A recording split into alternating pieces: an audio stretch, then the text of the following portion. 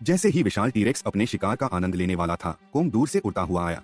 उसने एक पेड़ की टहनी पकड़ी, टीरेक्स को जोरदार लात मारी और हवा में घूमते हुए जमीन पर उतरा। टीरेक्स लड़खड़ा गया और एनी उसके चंगुल से गिर गई। कोंग ने फुर्ती से उसे हवा में ही लपक लिया और टीरेक्स के घातक हमले से बचा लिया। उसने डायनासोर की गर्दन पकड़कर उसे दूर फेंक दिया। एक हाथ में एनी को सुरक्षित पकड़े हुए कोंग ने दूसरे हाथ से हमला करने वाले टीरेक्स की गर्दन दबोच ली। तभी पहले जा चुका दूसरा टीरेक्स भी वापस आ गया। वह अपना आखिरी निवाला जल्दी से निकलकर कोंग के हाथ में मौजूद एनी की ओर झपटा। कोंग अपनी लड़ाई में इतना मग्न था कि उसे एनी की ओर बढ़ते खतरे का एहसास नहीं हुआ। एनी डर के मारे चिल्ला उठी। आवाज सुनते ही कोंग सचेत हुआ, लेकिन तब तक उसे एक गहरा जख्म मिल चुका था। तेज दर्द सहते हुए उसने अपनी पूरी ताकत से दोनों टीरेक्स को एक साथ दूर फेंक दिया। अब दो ताकतवर दुश्मनों का सामना करने के लिए उसे गंभीर होना पड़ा। कोंग धीरे धीरे पीछे हटा, जबकि दोनों डायनासोर उसे घेरने लगे। उन्होंने उसे एक कोने में धकेल दिया। तभी एक तीसरा टीरेक्स पीछे से अचानक हमला करने आया। सामने वाले दोनों भी झपटे। पलक झपकते ही कोंग ने दो मुक्कों में सामने वालों को उड़ा दिया और एनी वाले हाथ से एक की गर्दन जकड़ ली, जबकि दूसरे हाथ से तीसरे की गर्दन दबाने लगा। कोंग की हर चाल पानी की तरह साफ और सटीक थी।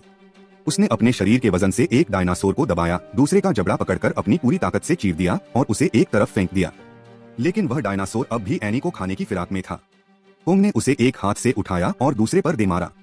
एक जोरदार कोहनी के वार से उसने एक और को दूर फेंका और एक भारी पत्थर से एक टीरेक्स का सिर कुचल दिया। आखिरी टीरेक्स ने कोंग के हाथ को काट लिया, लेकिन कोंग ने दर्द सहते हुए उसे कंधे से उठाकर नीचे पटक दिया। इसी आपाधापी में एनी भी उसके हाथ से छूट गई, पर कोंग ने हवा में ही उसे अपने पैर से सुरक्षित पकड़ लिया। एक तरफ उसे एनी को बचाना था और दूसरी तरफ बचे हुए डायनासोरों से लड़ना था। उसने टीरेक्स के कंधे को दांतों से काटा और उसे पेड़ से दे मारा। लड़ते लड़ते कोंग और दोनों डायनासोर खाई की ओर लुढ़क गए। धूल और लड़ाई के बीच कोंग को फिर से काटा गया और वे खाई के किनारे तक पहुंच गए। कोंग ने एक टीरेक्स को नीचे फेंक दिया, लेकिन खुद खाई के किनारे को पकड़कर लटक गया। तभी दूसरे टीरेक्स ने ऊपर से कोंग का सिर अपने जबड़े में जकड़ लिया। असहनीय दर्द के कारण कोंग की चीख निकल गई और भारी वजन की वजह से उसका हाथ छूट गया। वे सब नीचे खाई में गिर पड़े। किस्मत से खाई में फैली लताओं वाइन्स ने उन्हें थाम लिया, लेकिन एक टीरेक्स एनी के बेहद करीब था और उसे निगलने ही वाला था। कोंग ने पास वाले डायनासोर को बेहोश किया और एनी की तरफ लपका। एनी को मौत के मुंह से खींचकर उसने बचा तो लिया, लेकिन अगले ही पल वे फिर से नीचे गिरने लगे। एनी लताओं के सहारे झूलती रही, जबकि डायनासोर उसे पकड़ने की कोशिश करते रहे। आखिरकार वे सब खाई के तल में जा गिरे। नदी के पानी ने गिरने की रफ्तार कम कर दी और एनी की जान बच गई। अब आमने सामने की लड़ाई थी। कोंग ने अपनी पूरी ताकत से डायनासोर का जबड़ा पकड़कर उसे फाड़ दिया और उसे हमेशा के लिए खत्म कर दिया। इस जीत के साथ कोंग जंगल का निर्विवाद राजा बन गया।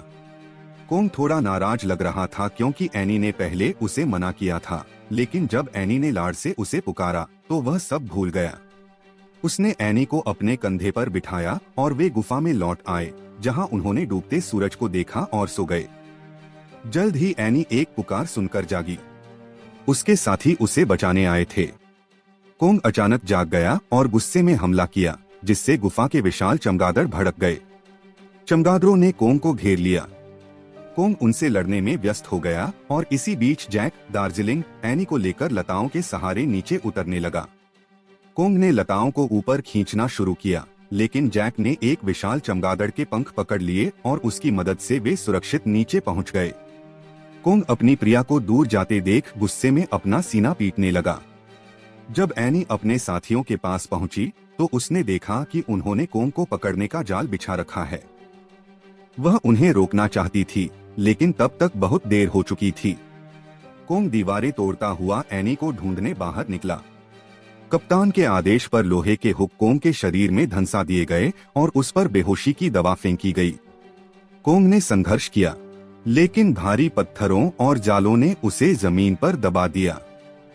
एनी ने उन्हें रोकने की कोशिश की, लेकिन उसे जबरन दूर ले जाया गया। गुस्से में कोंग ने अपनी पूरी ताकत से बेड़ियां तोड़ दी। वह समुद्र के किनारे तक पहुंचा और उसे रोकने वाले नाविकों को खत्म कर दिया। वह पानी में कूदकर एनी के पीछे आने लगा। तभी कप्तान ने एक भारी हारपून भाला कोंग के पैर में मार दिया, जिससे वह लाचार हो गया। जब कोंग बेहोश होकर गिरने लगा तो एनी की आंखों में आंसू थे। जंगल का राजा अब पिंजरे का कैदी बन चुका था। न्यूयॉर्क में उसे जंजीरों में जकड़कर नुमाइश के लिए रखा गया। जब कोंग ने देखा कि स्टेज पर मौजूद लड़की एनी नहीं है, तो वह गुस्से में बेड़ियां तोड़कर बाहर निकल आया। उसने पूरे शहर में तबाही मचा दी और हर सुनहरे बालों वाली लड़की को एनी समझकर चेक करने लगा। तभी उसे अपनी असली एनी दिखी। दोनों का मिलन भावुक था। कोंग उसे लेकर बर्फ पर खेलने लगा, लेकिन खुशियां कम समय के लिए थीं। सेना ने हमला कर दिया।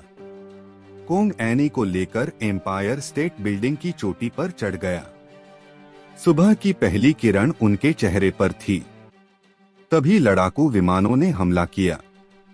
कोंग ने एनी को सुरक्षित स्थान पर रखा और विमानों से लड़ने लगा। वह बुरी तरह घायल हो गया था, लेकिन उसने हार नहीं मानी। अंत में गोलियों से छलनी होने के बाद कोंग ने आखिरी बार एनी का चेहरा देखा और ऊंची इमारत से नीचे गिर गया।